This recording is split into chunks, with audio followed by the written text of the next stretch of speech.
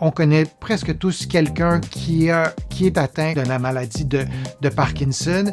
C'est relativement fréquent et peut-être qu'on pourrait déconstruire aussi certains mythes. La maladie de Parkinson est une maladie neurologique qui évolue lentement au fil des années. Il y a plusieurs types de maladies de Parkinson, donc tous les cas de maladie de Parkinson n'évoluent pas exactement à la même vitesse, mais par définition, c'est une évolution qui est lente au fil des années. La maladie de Parkinson est causée par la perte de cellules qui produisent la dopamine, une substance essentielle au mouvement. La dopamine n'est pas uniquement essentielle au mouvement. La dopamine fait partie de nos mécanismes physiologiques de récompense. La dopamine, c'est un neurotransmetteur, c'est une substance qui participe aux échanges entre nos terminaisons nerveuses notamment.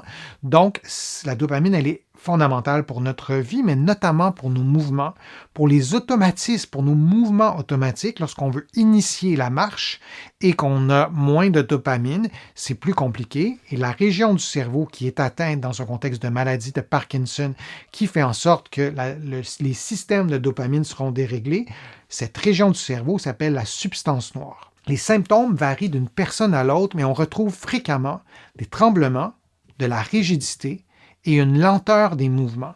Chez certaines personnes, il n'y a pas de tremblement, il n'y a qu'une rigidité, qu'une lenteur des mouvements.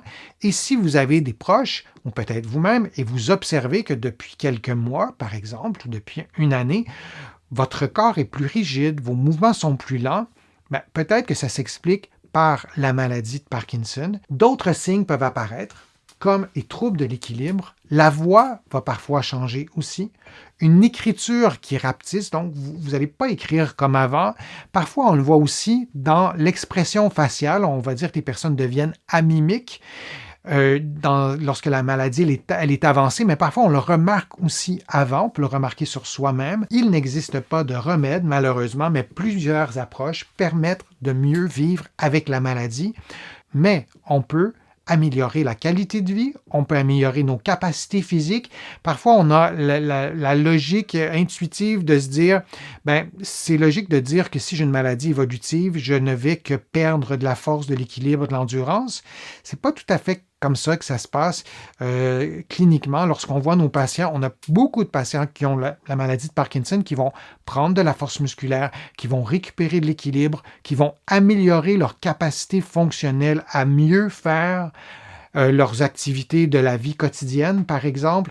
Alors, il y a possibilité d'avoir des gains, il y a des choses à faire et de mieux connaître la maladie et de mieux connaître aussi ce qu'on peut faire pour s'aider, je pense que c'est essentiel. Je vous remercie de votre participation, je vous remercie de vos questions. Je suis Denis Fortier, je vous remercie beaucoup, je vous dis à une prochaine fois, à une prochaine vidéo. À bientôt.